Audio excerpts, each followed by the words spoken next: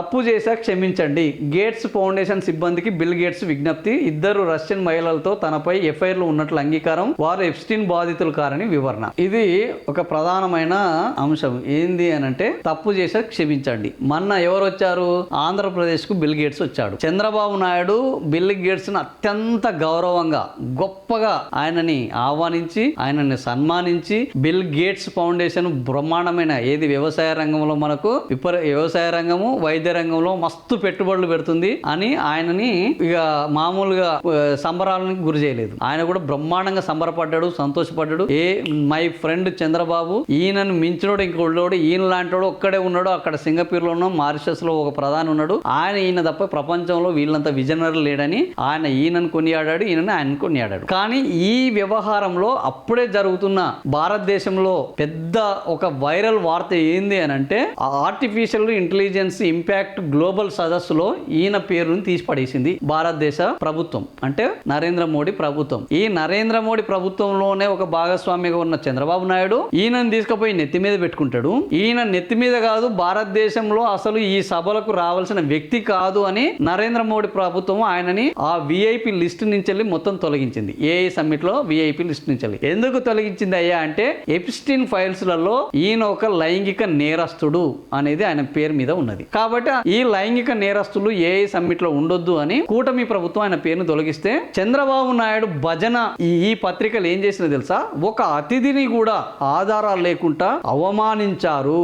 ఇది ఎంత వరకు న్యాయము అని ఈయన భజన పత్రికలు, ఈయన భజన కొన్ని ఛానళ్లు కూడా ఉన్నాయి. అది అందరికి తెలిసిందే, వాటి పేర్లు తీసుకోవాల్సిన అవసరం లేదు. వాళ్ళు డిబేట్లు పెట్టి బిల్ గేట్స్ ని అవమానిస్తారా? పెట్టుబడులు పెట్టడానికి వచ్చిన ఒక అతిథిని ఇంత విద్వేషం ఆయన మీద అని మొత్తం బట్టలు చింపేసుకున్నారు. తీరా చూస్తే ఏమైంది? నిన్న ఒక సంఘటన జరిగింది. ఎప్స్టీన్ ఫైల్స్ వ్యవహారంలో గేట్స్ ఫౌండేషన్ ఈయన డైరెక్ట్ గా ప్రపంచానికి అవపడేటట్టు వినపడేటట్టు బిల్ గేట్స్ ఫౌండేషన్ సిబ్బందికి క్షమాపణ చెప్పాడు. ఎందుకు?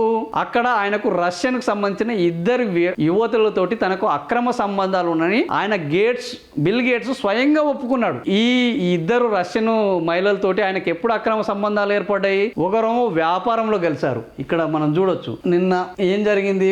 బహిరంగ క్షమాపణ చెప్పాడు. ఎప్స్టీన్ ఫైళ్ల వ్యవహారంలో చిక్కుకొని ఢిల్లీలో ఇటీవల జరిగిన ఇండియా ఏఐ ఇంపాక్ట్ సదస్సు నుంచి వైదొలిగిన మైక్రోసాఫ్ట్ వ్యవస్థాపకుడు బిల్ గేట్స్ తాను తప్పు చేశానని ఒప్పుకున్నాడు. ఇప్పుడు ఇది ఈ పచ్చ మీడియాకు అస్సలు ఇక జీర్ణించుకోలేంది. లైంగిక నేరగాడైన జోసెఫ్ ఎప్స్టీన్ తో తనకు అనుబంధం ఉందని తెలిపాడు. అది కూడా ఒప్పుకున్నాడు. ఏంది ఈ లైంగిక, ఇప్పుడు ప్రపంచాన్ని కుదిపేస్తున్న లైంగిక నేరస్తుడు ఎవడయ్యా అంటే ఎప్స్టీన్. వాడితోటి నాకు సంబంధాలు ఉన్నాయని కూడా ఒప్పుకున్నాడు. ఇందుకు గాను గేట్స్ ఫౌండేషన్ కు ఆయన క్షమాపణలు కూడా చెప్పాడు. ఆ తర్వాత ఏం చెప్పాడు? వాళ్ళు అడిగిన ప్రశ్నలకు ఇద్దరు రష్యన్ మహిళలతో నాకు ఎఫ్ఐఆర్లు ఉన్నాయని కూడా ఒప్పుకున్నాడు. ఇద్దరు అంగీకరించాడు. సో ఇందులో ఎవరు ఆ ఇద్దరు రష్యన్ మహిళలు? ఇద్దరు వారిలో ఒకరు బ్రిడ్స్ ప్లేయర్, వాళ్ళ పేర్లు కూడా చెప్పాడు. ఇంకా అందులో సిగ్గు లేదు, లజ్జ లేదు, వాళ్ళ పేర్లు చెప్పేశాడు. ఒకరు బ్రిడ్స్ పోటీల సందర్భంగా ఆమె నన్ను కలిసింది. ఒక పోటీలకు వెళ్తే ఆ పోటీల సందర్భంగా కలిస్తే ఆమెతోటి ఎఫ్ఐఆర్ పెట్టుకున్నాడు. ఇంకొకరు ఎవరు? రెండో రష్యా మహిళ న్యూక్లియర్ ఫిజిసిస్ట్. ఆమె ఒక శాస్త్రవేత్త. వ్యాపార కార్యకలాపాల సందర్భంగా ఆమెను కలిశారు. ఆ మహిళతోటి కూడా తనకు ఎఫ్ఐఆర్ ఉన్నది. ఈ రకంగా 2008లో ఎప్స్టీన్స్ తో కలిసి ఈయన వెళ్ళాడు. ఒక ప్రైవేట్ జెట్ లో 2013లో 2014లో ఒక ప్రైవేట్ జెట్ లో ఎప్స్టీన్ తో సహా ఈయన కలిసి ప్రయాణం చేశాడు. ఎప్స్టీన్ తోటి ఈయనకు సంబంధాలు ఉండడం పైన ఆయన భార్య మెలిండా గేట్స్ ఎప్స్టీన్ వ్యవహారంలో తన భార్య మెలిండా ఫ్రెంచ్ గేట్స్ ఎప్పుడు అనుమానిస్తుండేవాళ్ళు. 2013లో ఆమె ఆందోళన కూడా వ్యక్తం చేశారు. సో ఈయన గేట్స్ కున్న సంబంధాలు, ఈ అక్రమ సంబంధాల వ్యవహారంలో, ఈయన చేసే అక్రమ వ్యవహారాల విషయంలో ఆయన పెళ్ళానికి నచ్చక ఈయనకి విడాకులు కూడా ఇచ్చేసింది.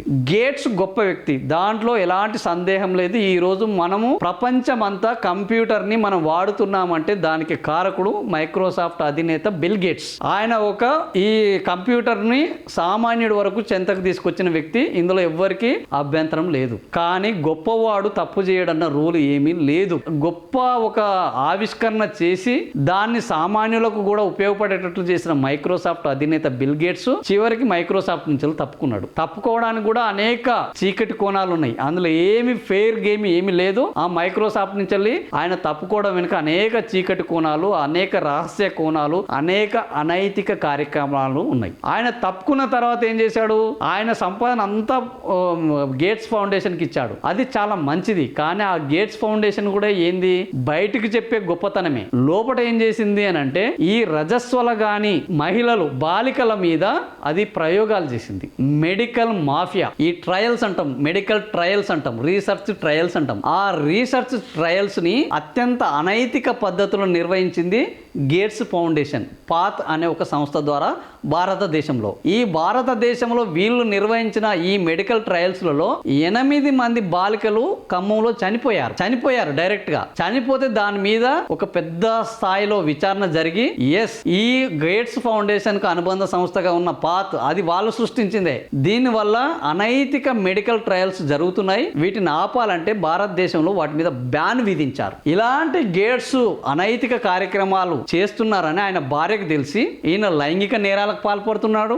బాలికలకు రజస్వల కాని అమ్మాయిల మీద ఈ ఫౌండేషన్ ఒక రీసెర్చ్ చేస్తున్నది అని ఈయన నిజ స్వరూపం తెలిసి వీడితోటి ఉండడం కంటే వదిలేయడం బెస్ట్ అని వదిలేసింది. ఎవరు? Melinda French gates. అయితే ఈయన ఎప్స్టీన్ తోటి సంబంధం లేదు అంటున్నారు. ఇప్పుడు ఎప్స్టీన్ తోటి సంబంధం లేదు అనేది కూడా పూర్తిగా అబద్ధం. ఎందుకంటే ఎప్స్టీన్ కూడా ఒక సూపర్ మ్యాన్ ని సృష్టించడం కోసము ఈ మెచ్యూర్ గాని బాలికలను తీసుకెళ్లి వాళ్ళ రక్త నమూనాలను వాళ్ళని మెడికల్ ట్రయల్స్ కు వాడాడు. వాళ్ళని కూడా ప్రయోగశాల యొక్క ఒక వస్తువులుగా మార్చేశాడు. ఆయన చేసిన రీసెర్చ్ ఈయన చేసిన రీసెర్చ్ రెండు ఒకటే. ఈయన గేట్స్ ఫౌండేషన్ నుంచి చేశాడు, వాడు ఎప్స్టీన్ దగ్గర నుంచి చేశాడు. ఇద్దరు చేసింది ఏంటంటే మెచ్యూర్ గాని బాలికల నుంచి వాళ్ళని మెడికల్ ట్రయల్స్ కు ఉపయోగించి వాళ్ళని చావుకు గురి చేసి వాళ్ళ ఆరోగ్యాలను పనంగా పెట్టి వీళ్ళు ఒక కొత్త రీసెర్చ్ ని బయటకు తీసుకురావాలని చేశారు.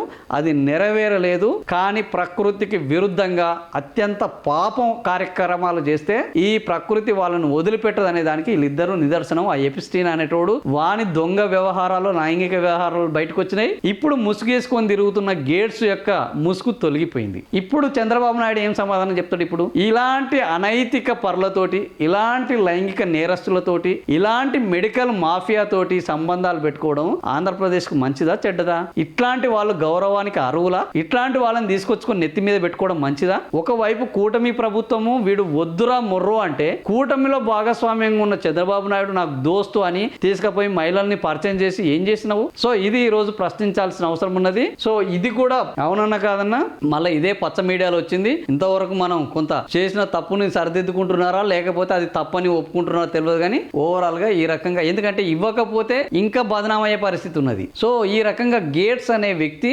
ఎప్స్టీన్ ఫైల్స్ లో లైంగిక నేరాలు, మెడికల్ మాఫియా, మెడికల్ ట్రయల్స్, అమాయకులైన అనేక మంది బాలికల చావులకు కారకుడు ఈరోజు ఈ బిల్ గేట్స్. మైక్రోసాఫ్ట్ వరకు మంచి, మైక్రోసాఫ్ట్ తర్వాత మొత్తం దుర్మార్గము, దారుణము, అగత్యాలు అవే.